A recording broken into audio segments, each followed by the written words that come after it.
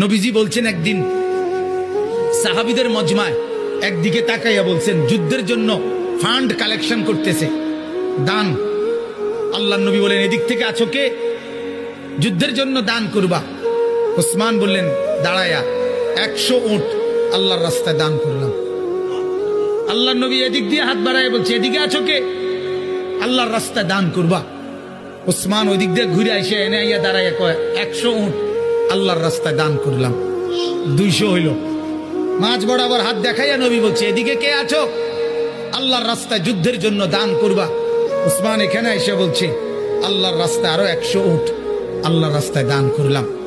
300 হইল। ভাইয়া 6 বার নবীজি বলছে আর কে আর কে আর কে? 6 বারই ওসমান দাঁড়াইয়া দাঁড়াইয়া বলছে 100 100 100 100 100 100 600। কয়শো? 600 উট।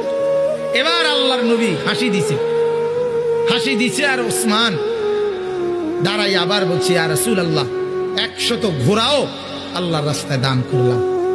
নবীজি খুশিতে চেহারা মুবারক নূরের চেহারা চিকচিক করছে।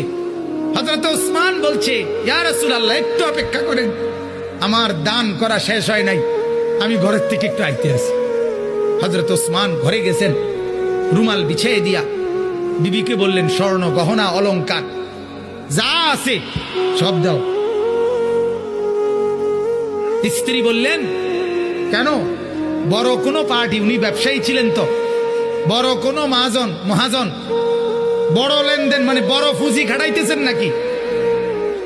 হযরত ওসমান বললেন হ্যাঁ বিবি, আজ আরশে আজিমের মালিকের সাথে পুঁজি খাটাইতেছে। আজকের মহাজন সবচেয়ে বড় মহাজন, আজ জান্নাতের বিনিময়ে পুঁজি খাটাচ্ছি বিবি। হযরত ওসমান সমস্ত গহনা স্বর্ণ রৌপ্য নিয়ে আল্লাহর নবীর সামনে রুমাল খুলে দিছে। হাদিসে আছে আল্লাহর নবী এক হাতে স্বর্ণের টুকরা এক হাতে রৌপ্যের টুকরা হাতে তুলে আল্লাহর নবী তখন বলছেন আল্লাহুম্মা ইন্নী রাযীতু আন উসমান ফারদি আনহু। আল্লাহ আমি জমিনে আমার ওসমানের উপরে রাজি হয়ে গেলাম, আপনি আরশে তার উপরে রাজি হয়েছেন। আমি জমিনে রাজি, আপনি আরশে রাজি হন।